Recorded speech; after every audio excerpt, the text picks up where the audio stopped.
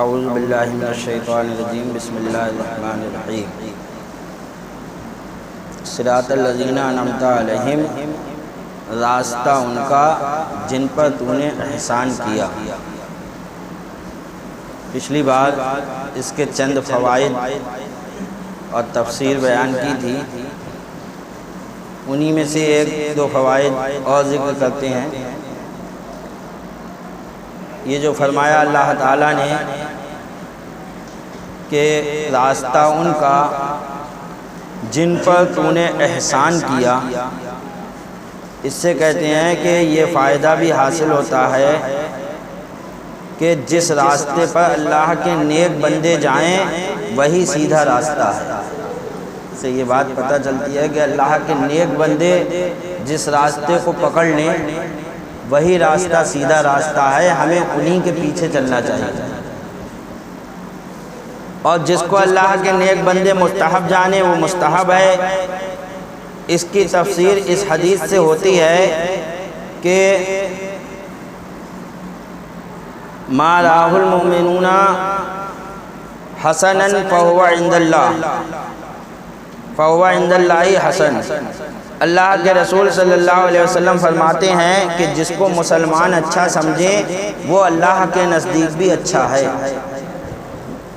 مسلمان یعنی اللہ کے نیک بندے، نیک مومنین ہیں، وہ جس چیز کو اچھا سمجھیں گے وہ اللہ کے نزدیک بھی وہ چیز اچھی ہی ہے۔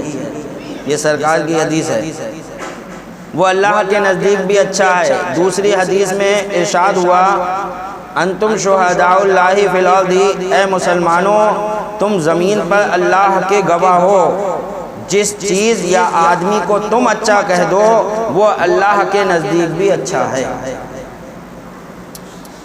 کیونکہ تمہاری زبان رب کا قلم ہے۔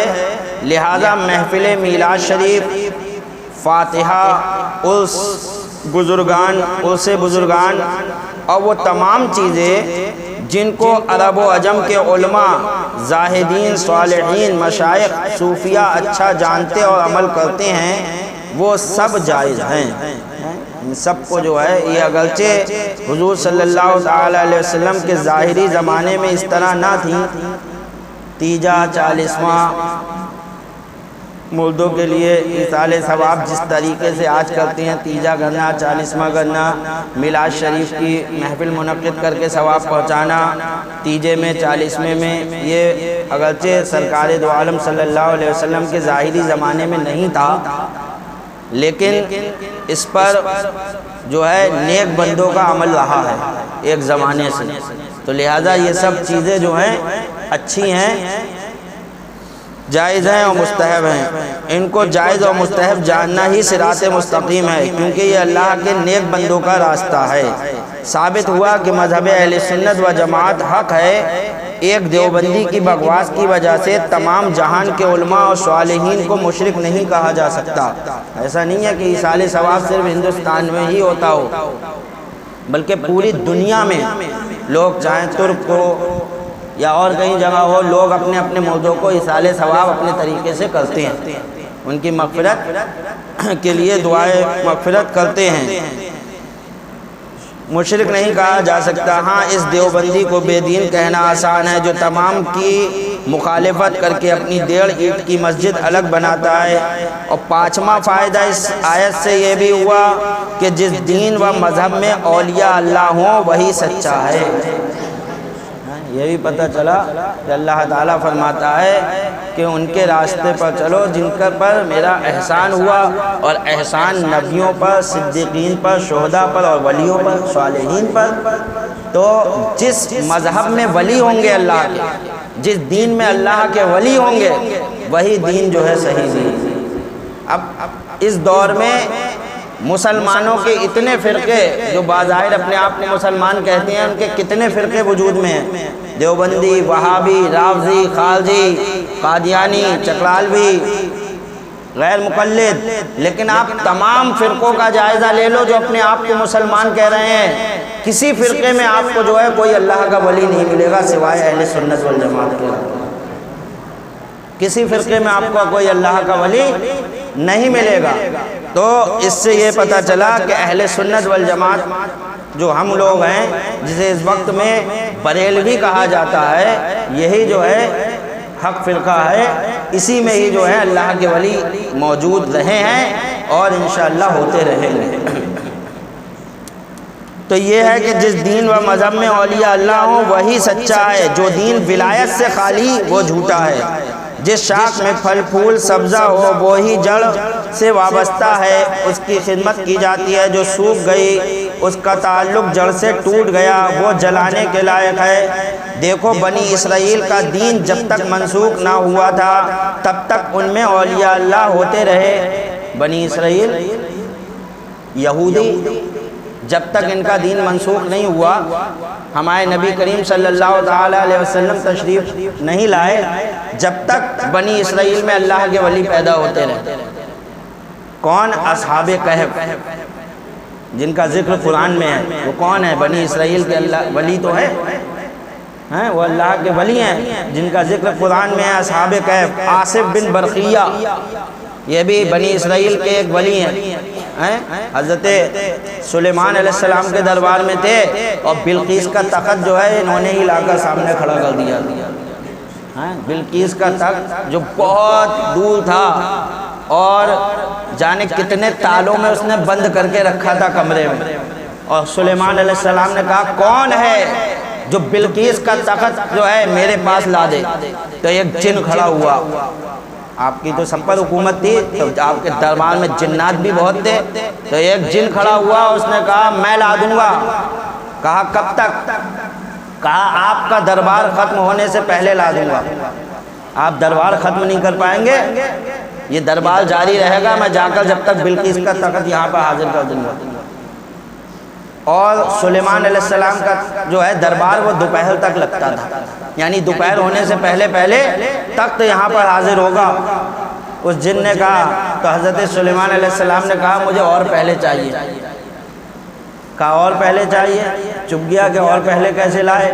تو حضرت آصف بن برقیہ کھڑے ہوئے ہیں۔ قرآن نے کہا وہ کھڑا ہوا جسے کتاب کا علم تھا، جنہیں قرآن جو ہے اللہ کی کتاب کا علم تھا۔ حضرت آصف بن برقیہ کھڑے ہوئے، کہا میں لے آؤں گا۔ کتنی دیر میں لے آؤ گے؟ کہا پلک جھپکنے سے پہلے۔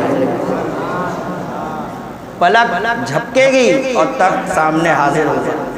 تو آصف بن برقیہ نے کہا اے سلیمان علیہ السلام، آپ جو ہے دعا کے لیے ہاتھ اٹھائیے۔ اور سلیمان علیہ السلام نے، ایک روایت میں آیا، دعا کے لیے ہاتھ اٹھائے۔ ادھر آصف بن برقیہ نے بھی دعا کی اور بلقیس کا تخت زمین کے اندر چلتا ہوا منٹوں سیکنڈوں میں دربار میں جو ہے پھٹ کر سامنے آ گیا۔ پلک جھپکی تھی۔ اور تو یہ آصف بن برقیہ یہ یہودیوں کے ولی، بنی اسرائیل میں ولی تھے۔ تو بتانا مقصد یہ ہے کہ جب تک بنی اسرائیل کا دین منسوخ نہیں ہوا اس میں اللہ کے ولی آتے رہے، اور جب سے بنی اسرائیل کا دین منسوخ ہو گیا، یعنی ہمارے نبی تشریف لے آئے، دین اسلام آیا، اس دن سے اس میں ولایت ختم ہو گئی، پھر اس میں کوئی ولی نہیں ہوا۔ اب تو دین اسلام میں آنا ضروری تھا۔ تو پتہ یہ چلا کہ ولایت کا ہونا، ولی کا ہونا، یہ حقانیت کی پہچان ہے۔ جس جماعت میں اللہ کے ولی ہوں گے وہی جماعت حق پر ہوگی۔ تو الحمدللہ اگر ہم دیکھتے ہیں تو ہمارے تمام ولی جو ہیں، چاہے وہ حضور غوث اعظم رضی اللہ تعالیٰ عنہ، یا حضور خواجہ غریب نواز ہوں، یا حضور صابر کلیری ہوں، یا جو ہے مخدوم اشرف صاحب ہوں، یا شاہ جی محمد شیرمیاں ہوں، یا شہدانہ ولی ہوں، یا اعلیٰ حضرت فاضل بریلوی ہوں، یا حضور مفتی اعظم ہند ہوں، یا جو ہے حضور صدر العلماء ہوں، یا حضور تاج الشریعہ ہوں۔ الحمدللہ یہ ولایت جو ہے اہل سنت والجماعت میں ہی ہے۔ تو کہا گیا اصحاب کہف اور آصف بن برقیہ اور حضرت مریم انہی کے دین کے انہی کے دین کے اولیاء ہیں۔ جب سے وہ دین منسوخ ہوا ولایت ان سے جاتی رہی۔ غرض کے اولیاء اللہ حقانیت دین کی جیتی جاگتی دلیل ہیں۔ اولیاء اللہ اول سے آخر تک صرف مذہب اہل سنت و جماعت میں ہیں، کسی وہابی شیعہ مرزائی فرقے میں اولیاء نہیں۔ ولی کی تین علامتیں ہیں جن سے ولی کو پہچانا جا سکتا ہے۔ ولی کا پہچاننا بہت مشکل ہے، لیکن تین علامتیں ہیں۔ نمبر ایک ایمان، تو وہ ایمان والا ہوگا، بد مذہب نہیں ہوگا۔ دوسرا تقویٰ، اس کے اندر تقویٰ ہوگا۔ جس کے اندر تقویٰ نہیں ہے وہ ولی نہیں ہے۔ لوگ کرامت کو ولایت کی جو ہے پہچان سمجھتے ہیں۔ کرامت بہت سے لوگ جادو بھی دکھا دیتے ہیں، تو کیا آپ اس کو ولی سمجھ لو گے؟ نہیں، ولایت کی پہچان تقویٰ ہے۔ تقویٰ اگرچہ کوئی کتنی ہی جو ہے آپ کو اڑ کر دکھا دے، کسی کو جو ہے مچھر بنا کر دکھا دے، کسی کو مکھی بنا کر دکھا دے، اور ہو بے دین ہو، تو کیا آپ اسے ولی کہو گے؟ جادوگر ہی کہو گے۔ اسی طرح مسلمانوں میں اگر کوئی ایسا کرے فاسق و فاجر، نہ بے نمازی ہے، نہ نماز کی اسے فکر ہے، نہ اللہ کے رسول کی کسی سنتوں کی فکر ہے، وہ ایسے ہی دکھا رہا ہے، تو کیا آپ اس کو جو ہے ولی کہو گے؟ نہیں، اسے بھی جادوگر ہی کہا جائے گا۔ یہ بھی جادوگری سے یہ کام کر رہا ہے۔ کیوں؟ ولایت کی پہچان تقویٰ ہے، پرہیزگاری ہے۔ حضرت جنید بغدادی رحمۃ اللہ تعالی علیہ کے زمانے میں ایک شخص کا بہت ذکر ہوا کہ بہت بڑے ولی جو ہے اس وقت آئے ہوئے ہیں، اور لوگ ان کی طرف مائل ہو رہے ہیں، دیکھ رہے ہیں۔ حضرت جنید بغدادی جو اللہ کے بہت بڑے ولی، غوث اعظم رضی اللہ تعالیٰ عنہ سے پہلے کے زمانے کے ہیں، جنہوں نے غوث اعظم کے آنے کی خبر بہت پہلے دے دی تھی، اور کہا تھا میں بغداد میں ایک ایسے ولی کو دیکھ رہا ہوں جو یہ کہے گا کہ میرا قدم تمام اولیاء اللہ کی گردنوں پر ہے، میں اپنی گردن ابھی سے جھکا رہا ہوں۔ حضرت جنید بغدادی رضی اللہ تعالیٰ عنہ کہتے ہیں چلو ہم بھی چلیں، جب اللہ کے اتنے بڑے ولی آئے ہوئے ہیں، چلو ان کی زیارت کرنے کے لیے چلتے ہیں۔ اپنے ساتھیوں کے ساتھ چلے تو وہ مسجد سے نکل رہے تھے۔ جب مسجد سے نکل رہے تھے تو نکلتے وقت سیدھا پیر انہوں نے مسجد سے باہر رکھا۔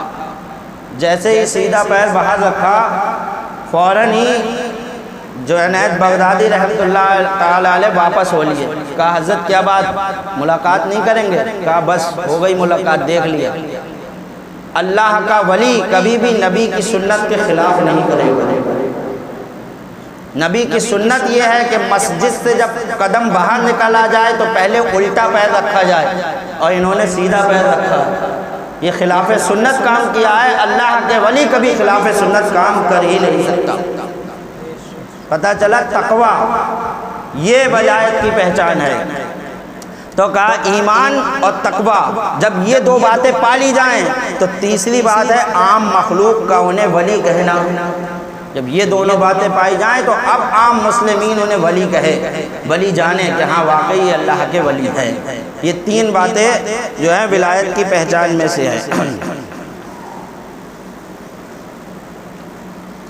غیر المغضوب علیہم ولا الضالین، تو پہلے دعا کی یا اللہ ہمیں ان کے راستے پر چلا جن پر تو نے احسان کیا۔ اب اللہ تعالیٰ فرما رہا ہے کہ صرف اتنا ہی مت کہو کہ ان کے راستے پر چلا جن پر تو نے احسان کیا، بلکہ یوں بھی کہو کہ ان سے بچا جن پر میرا غضب ہوا اور جو بہک گئے، ان سے بچا بھی ہمیں، ان سے دور بھی رکھ۔ تو پتہ یہ چلا صرف اچھوں کا ساتھ ضروری نہیں ہے، بلکہ برے لوگوں سے دور رہنا بھی ضروری ہے۔ سمجھ میں آئی؟ سیدھے راستے پر چلنے کے لیے ضروری ہے کہ جو برے ہیں ان سے دوری اختیار کی جائے۔ یہ ہمیں قرآن نے سورہ فاتحہ میں پہلے ہی بتا دیا، اگر تم سیدھے راستے پر چلنا چاہتے ہو تو غیر المغضوب علیہم ولا الضالین، نہ کہ ان کا جن پر غضب ہوا اور نہ بہکے ہوئے کا، ان سب سے دور رہنا ہو۔ ان سے بچتے رہنا ہوگا تمہیں۔ تو اس سے وہ لوگ سبق لیں جو کہتے ہیں ارے ہمیں کچھ نہیں ہوگا، ہمارا ایمان بہت مضبوط ہے، ہم تو گھس رہے ہیں ان میں ایسے ہی اپنے، تاکہ ان کو اپنی طرف مائل کر لیں، تاکہ انہیں سنی بنا دیں۔ تم انہیں کیا سنی بناؤ گے؟ جانے کتنوں کو وہابی ہوتے دیکھا ہے، اور آدمی کہتا کہ ہم انہیں سنی بنا دیں گے۔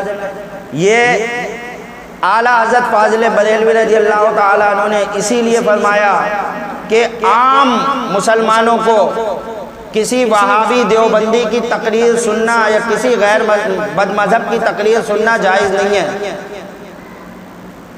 کہ وہ عام آدمی جو ہے کسی وہابی دیوبندی کی تقریر سنے، یہ اسے جائز نہیں ہے۔ اور آج جانے کتنے مسلمان یوٹیوب پر جو ہے وہ وہابیوں کی تقریریں سن رہے ہیں، بہت سے تو خبر بھی نہیں ہوتی کہ ہم یہ کیا سن رہے ہیں، کون ہے یہ مولوی۔ اور اعلیٰ حضرت نے منع فرمایا کہ کسی وہابی دیوبندی بد مذہب کی تقریر نہ سنی جائے، نہ ان کی کتابیں پڑھی جائیں۔ شیطان کو بہکاتے دیر نہیں لگتی، کیا معلوم آپ کو ان کی کون سی بات پسند آ جائے، آپ کے دل میں گھر کر جائے، شیطان آپ کو بہکا دے اور آپ اسی کو لے کر جو ہے پھر کہنے لگو۔ اس لیے وہ کام ہی مت کرو، ان سے دوری اختیار کرو، وہ بد مذہب ہیں، جہنم کے کتے ہیں، ان سے دور رہنے کا حکم ہے۔ غیر المغضوب علیہم ولا الضالین، نہ ان کا جن پر غضب ہوا اور نہ بہکے ہوئوں کا۔ یہاں المغضوب سے کون لوگ مراد ہیں اور ضالین سے کون؟ ترمذی شریف کی روایت میں ہے کہ المغضوب علیہم سے مراد یہود اور ضالین سے نصارہ ہیں۔ تفسیر کبیر نے اس کے علاوہ چند معنی اور بیان فرمائے ہیں۔ ایک یہ کہ المغضوب علیہم سے مراد بد عمل، فاسق اور فاجر ہے، اور ضالین سے مراد کفار ہے۔ دوسرے یہ کہ المغضوب علیہم سے مراد کھلے کافر اور ضالین سے مراد منافق یعنی چھپے ہوئے ہیں۔ مقصود یہ ہے کہ اے خدا ہم کو ان کے راستے سے بچا جو تیرے غضب میں آ گئے۔ مقصد یہ ہے چاہے وہ کوئی بھی ہو، مقصد یہ ہے کہ جن پر تیرا غضب نازل ہوا تو ہمیں ان سے بچا لے، ان سے دور کر دے، غضب میں آ گئے اور جو گمراہ ہیں۔ اس آیت سے بھی چند فائدے حاصل ہوتے ہیں۔ اس سے معلوم ہوا کہ گمراہوں اور بد مذہبوں سے دور رہنا چاہیے اور اللہ کے نیک بندوں کی صحبت میں بیٹھنا سخت ضروری ہے۔ اللہ کے جو نیک بندے ہیں ان کے پاس بیٹھنا بھی ضروری ہے۔ یہ نہیں کہ بس موبائل سے ہی سب کچھ ہو جائے گا۔ جب سے موبائل چلا ہے لوگوں نے علماء کو چھوڑ دیا، موبائل کو پکڑ لیا۔ جو مسئلہ ہے وہ موبائل پہ، گوگل پہ، یوٹیوب پہ مسئلے بھی وہیں تلاش ہو رہے، ورنہ پہلے علماء کے پاس آتے تھے، ادب سے بیٹھتے تھے، حضرت یہ مسئلہ ہے بتا دیجئے، تو یہ سب چیز ختم کر دی۔ تو ان کے پاس بیٹھنا سخت ضروری ہے۔ بد مذہبوں کے طریقوں، ان کی صورتوں اور ان کی سیرتوں، ان کی صحبتوں سے بچو۔ جس کے پاس دولت ہو چاہیے کہ ڈاکوؤں اور چوروں سے علیحدہ رہے۔ ایک مثال دے کر سمجھا رہے ہیں، آپ کے پاس دولت ہوگی تو کیا آپ ڈاکو سے دوستی رکھو گے؟ اسے گھر میں بلاؤ گے؟ اس کو ناشتہ پانی کراؤ گے؟ نہیں، آپ کہو گے یہ تو گھر کے راز لے لے گا میرے سب، یہ تو چور ہے، مجھے آپ کو معلوم ہے یہ شخص چور ہے، ڈاکو ہے، تو آپ کبھی اسے گھر میں نہیں بلاؤ گے۔ آپ کو معلوم ہے میرے گھر میں بہت دولت رکھی ہوئی ہے، آپ کو کہو گے میرا تو سب راز لے جائے گا، یہ تو کبھی بھی ڈکیتی ڈال سکتا اپنے ساتھیوں کے ساتھ مل کر۔ آپ اس سے کبھی جو ہے آپ گھر میں بلا کر چائے پانی نہیں کرو گے۔ تو آپ کے پاس ایمان کی دولت ہے، اور یہ وہابی دیوبندی، یہ بد مذہب، یہ سب چور ہیں۔ اعلیٰ حضرت فرماتے ہیں سونا جنگل رات اندھیری، چھائی بدلی کالی ہے، سونے والوں جاگتے رہیو چوروں کی رکھوالی ہے۔ آنکھ سے کاجل صاف چرا لیں یا وہ چور بلا کے ہیں، آنکھ سے کاجل صاف چرا لیں یا وہ چور بلا کے ہیں، تیری گٹھری تاکی ہے، ایمان کی گٹھری، تیری گٹھری تاکی ہے اور تو نے نیند نکالی ہے، تو سویا ہوا ہے، غافل ہے۔ اللہ کی پناہ پوری اپنے مسلمان بھائیوں کو جگایا ہے اعلیٰ حضرت نے اس نظم میں۔ تو جس طرح جو ہے ہم ان ڈاکوؤں اور چوروں سے علیحدہ رہیں ورنہ ان کی دولت خطرے میں ہے، اسی طرح جس کے پاس دولت ایمان ہو وہ ایمان کے چوروں سے علیحدہ رہے۔ زہریلا سانپ جان لے گا اور برا یار ایمان برباد کر دے گا۔ یہ ان سے دوری بہت ضروری ہے۔ لوگ کہتے ہیں نہیں دوری نہیں، دوری بہت ضروری ہے۔ اگر ایمان کی حفاظت چاہتے ہو تو ان سب سے دور رہنا ہوگا۔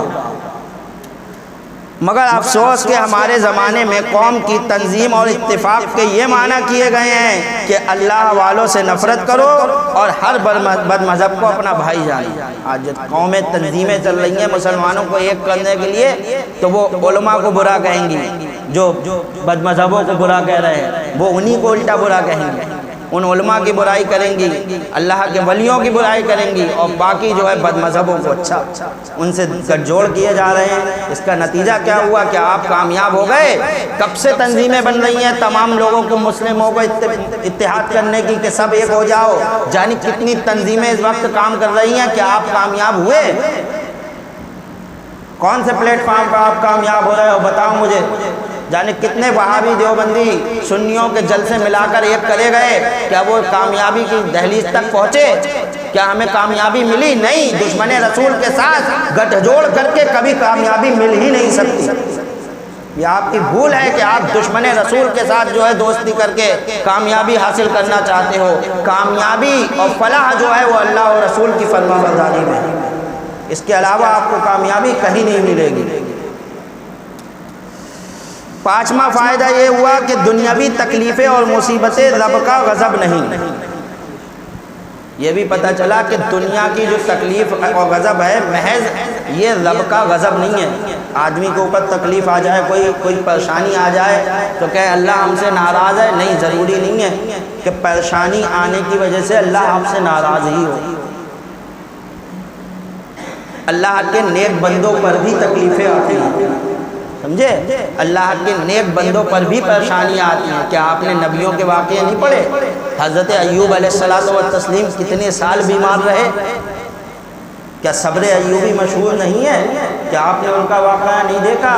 کیا حضرت یوسف علیہ السلام کی تکلیف نہیں دیکھی کہ آپ کو کس طرح جو ہے غلام بنا کر بیچ دیا گیا، پھر جیل خانے میں ڈال دیا گیا؟ تو یہ تکلیفیں نہیں تھیں؟ کیا وہ اللہ کے گناہگار بندے تھے معاذ اللہ؟ نہیں، وہ تو معصوم بندے تھے، ان سے تو گناہ ممکن ہی نہیں، لیکن تکلیفیں آئیں۔